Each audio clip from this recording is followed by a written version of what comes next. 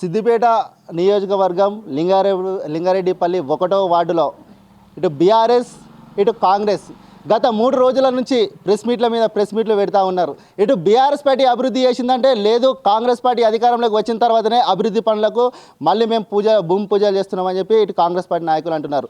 గత 3 రోజుల నుంచి ఇదే వర్సెస్ నడుస్తూ ఉంది. ప్రస్తుతం మనతో పాటు కాంగ్రెస్ పార్టీ నాయకులు మేరు రాజు గారు ఉన్నారు.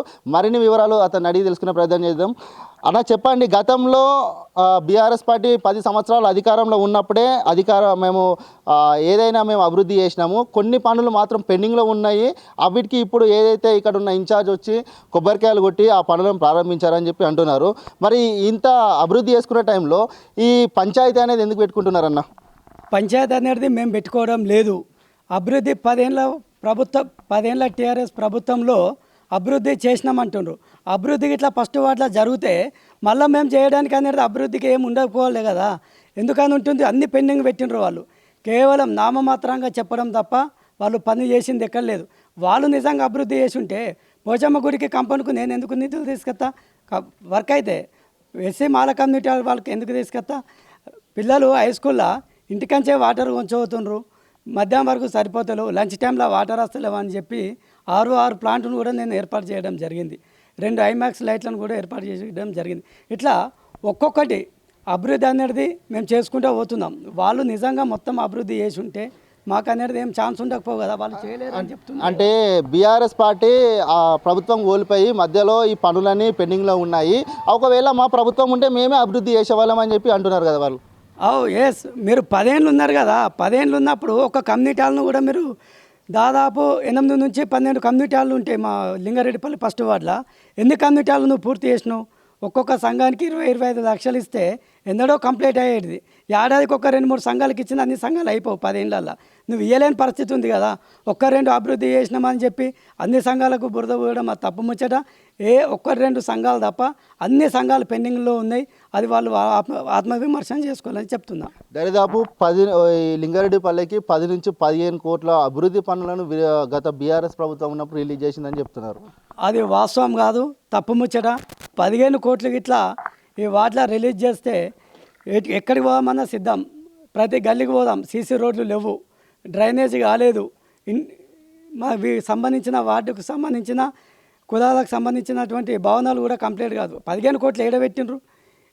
మిషన్ ఏ డిపార్ట్మెంట్కు సంబంధించిన ఆ డిపార్ట్మెంట్కు వాళ్ళు చూసుకుంటారు, సెంట్రల్ స్టేట్ గవర్నమెంట్. ఈడ స్థానికంగా హరీష్ రావు మంత్రి ఉండి ప్రజలకు నేరుగా ఉపయోగం ఏముంది అనేది పనులు చేయలేకపోయిండు.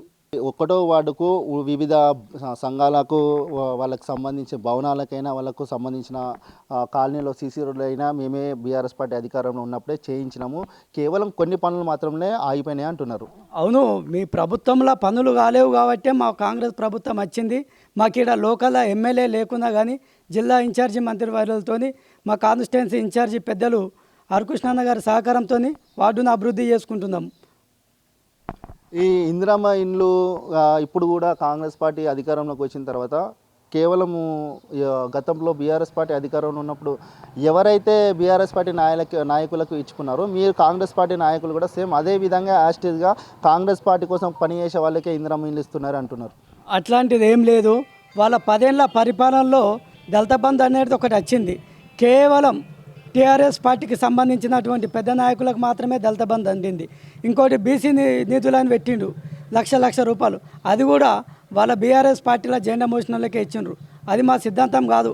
కాంగ్రెస్ పార్టీ ప్రభుత్వం ప్రజల ప్రభుత్వం, రేవంత్ రెడ్డి గారు ప్రజా ప్రభుత్వాన్ని నడిపిస్తుండ్రు కాబట్టి ఇందిరమ్మ ఇండ్లను ఏ పార్టీ చూడకుండా నిరుపేద కుటుంబాలకు అందరికి ఇచ్చినాం. ఈ వార్డులో చూసుకున్నట్టయితే దగ్గర ఫస్ట్ విడతల 28 ఇండ్లు శాంక్షన్ అయినాయి. రేపో మాపో మళ్ళీ 40 చిల్లర ఇండ్లు శాంక్షన్ అవుతాయి. దాదాపు 60 చిల్లర ఇండ్లల్లో వాళ్ళకే 20 ఇండ్లు టీఆర్ఎస్ పార్టీలో జెండా పట్టుకొని తిరిగిన వాళ్ళకే ఇచ్చినాం. అంటే పక్షపాతి అనేది ఎక్కడ కనిపిస్తుంది అంటే టీఆర్ఎస్ పార్టీలో కనిపిస్తుంది. మా కాంగ్రెస్ ప్రభుత్వంలో వాళ్ళు ఏ పార్టీలైనా సరే 100% నిరుపేద కుటుంబాలకు ఇండ్లు ఇవ్వడం జరుగుతుంది. మా కాంగ్రెస్ పార్టీ ఇన్ఛార్జి హరికృష్ణన్న గారి పైన అనుచిత వ్యాఖ్యలు చేయడం పట్ల కాంగ్రెస్ పార్టీ పైన చేసిస్తుండ్రు. మీరు అట్లాంటివి చేస్తే మాత్రం మేము చూస్తూ ఊరుకోము. మీ హరీష్ రావు సంగతి కూడా మాకు ఎరికే, గతంలో ఏం చేసిండ్రు కేసీఆర్ దగ్గర అనేది కూడా మాకు ఎరికే. మీరు 10 ఏళ్ళు పరిపాలన చేసిండ్రు, ఈ వాటిలో మీరు ఏం చేసినా మేము సైలెంట్గా ఉందాం. ఈసారి మాకు అవకాశం ఇచ్చింది, వార్డును అభివృద్ధి చేస్తున్నాం. మీకు కావాలంటే ఏదైనా మాకు చెప్పండి, గిడ అభివృద్ధి ఏంటంటే మా ఇన్ఛార్జి గారితో మాట్లాడి ఆ పని మేము చేయడానికి రెడీగా ఉన్నాము. అంతేగాని కాన్సోర్స్ పెట్టుకుందాము, ఏదో లొల్లులు పెట్టుకుందాం అంటే మేము కూడా రెడీ. అది వెనకే ముచ్చటనే లేదు.